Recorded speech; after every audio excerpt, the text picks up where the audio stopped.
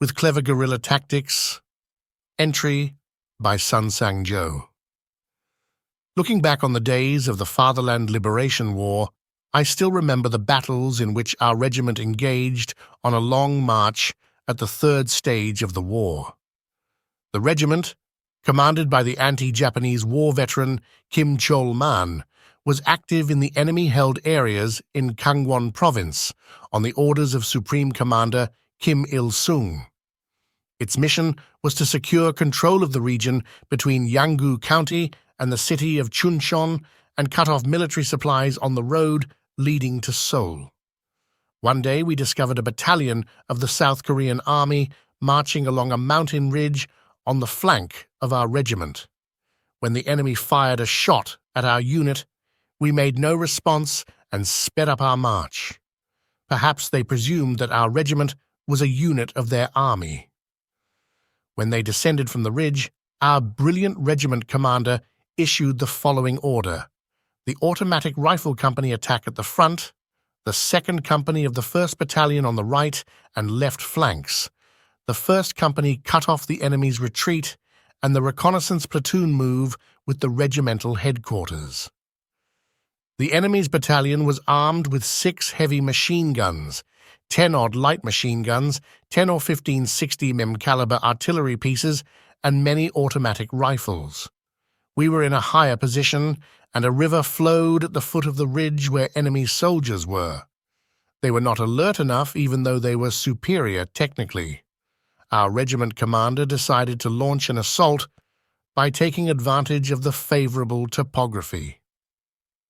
At around 3 p.m., with the firing of a signal flare, we charged forward at the front and on the flanks.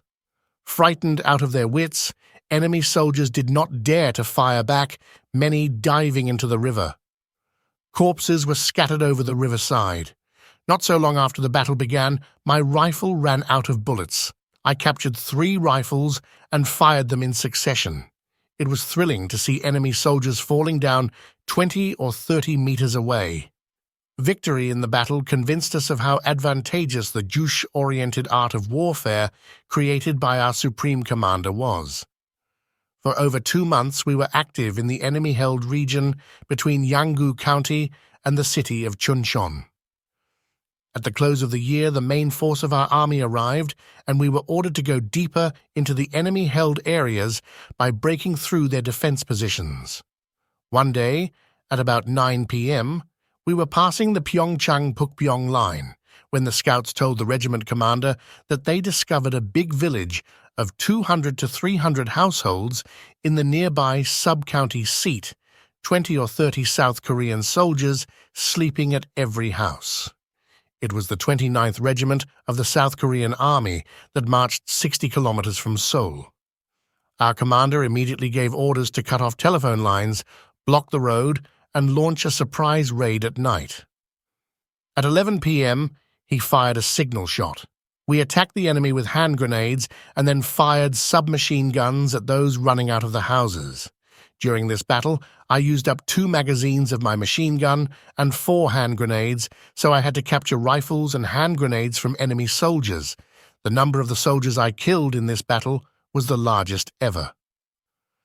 3 days after we defeated the 29th Regiment, a huge force of enemy soldiers laid siege to our regiment. A reconnaissance plane flying overhead, the enemy demanded our surrender over the loudspeaker. Encircled on all sides, our regiment was in a tight corner. Facing imminent danger, our soldiers looked at the commander just as we had done in former days.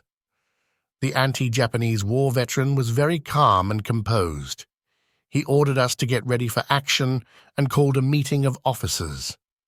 At the meeting, he said, "Now it is time to make a decisive fight.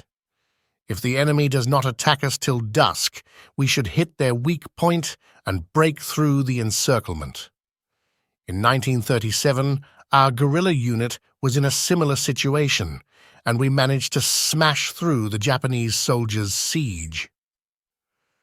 The commander's story about the guerrillas' ever-changing tactics instilled in the officers' faith in the certainty of victory. As he anticipated, the enemy didn't move by nightfall. They must have calculated that we would not endure hunger and biting cold. On the orders of our regiment commander, the combatants made full preparations, a reconnaissance officer disguising himself as a captain of the South Korean army and the reconnaissance platoon leader as its platoon chief. We marched with heavy steps towards the enemy soldiers who were standing guard. When we were approaching, a voice shouted, "Stop!"